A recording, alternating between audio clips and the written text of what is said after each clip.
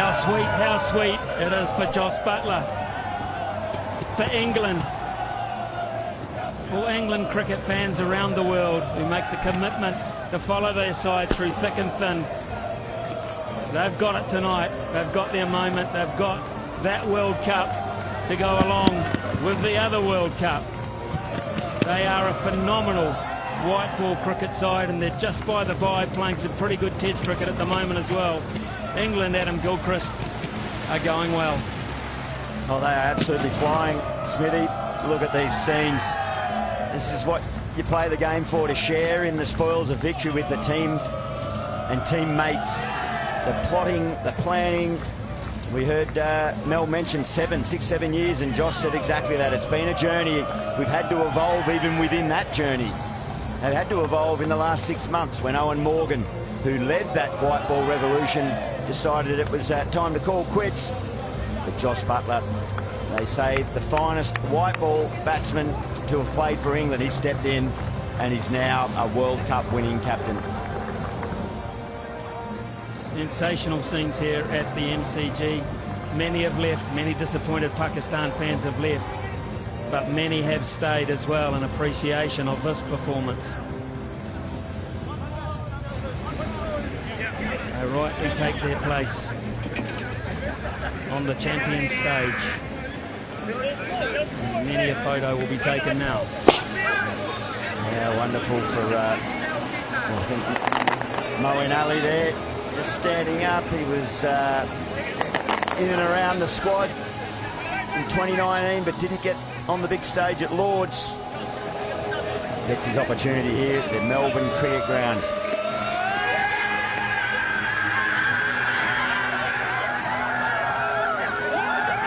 I sometimes say that's a waste, but there'll be plenty more where that came from. Oh, here's the families now. I mentioned it's what you play for, to share in the spoils of victory with your team, but as is the modern way, and it's a wonderful way that so many families get to travel and share in the journey. So vitally important to allowing these sportsmen to get out there and offer their best for their country. You need a solid base, a solid foundation around you. And clearly they've got that. They've got a wonderful support network, this England cricket team. A few Aussies sprinkled in there. There's Paul Collingwood. He's been vitally important around England cricket, particularly around the white ball, and he shares having himself led England to a T20 World Cup. What about Australia's Mr. Cricket? Where is he now? I heard a nasty rumour about Mike Hussey, that he might be needing some a bit of artwork on his body in the form of a tattoo, that if they won this. I'm not sure. We'll have to try and find out if that's real, but I can only assume it would be the 3 lines of England, Smithy. I can only assume they'll be quite small. They are the great scenes though, aren't they? They are the moments. It's great that they go down in history, they go down on tape. The kids don't quite understand the significance of it at the moment, but they will in the years to come. Phenomenal. The family of Sam Curran will be particularly proud. What a week, what a week of cricket for him, but what a month of cricket for him as well. It's been superb, absolutely superb. How cool, how absolutely cool. Well, so he should be smiling. Didn't get the chance to play a big part, but again, another who just missed out on the spoils of 2019, having already been in and around the England setup. David Willey. And then now the support staff get their chance, they get their hands on the silverware. But Sam Curran set Perth Stadium alight with 5 for 10 in that opening fixture against Afghanistan for England, and just led the way. Young shoulders, but happy to carry the weight of expectation.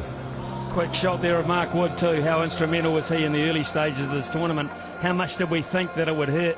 Here's Huss on the end. How much did we think it would hurt losing Mark Wood to that bowling attack? How big was Chris Jordan stepping up?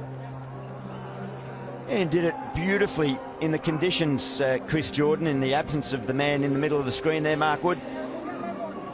He just bowled with such ferocity. He sent shockwaves through the tournament, didn't he, Mark Wood?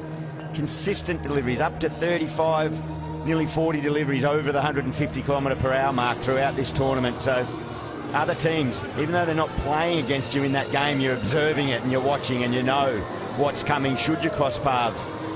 But injury, unfortunately, was a hurdle. It was a hurdle too big for him. He was frightfully close, he said, before the game today. He and David Milan, frightfully close to playing, but they did not want to risk it for their team.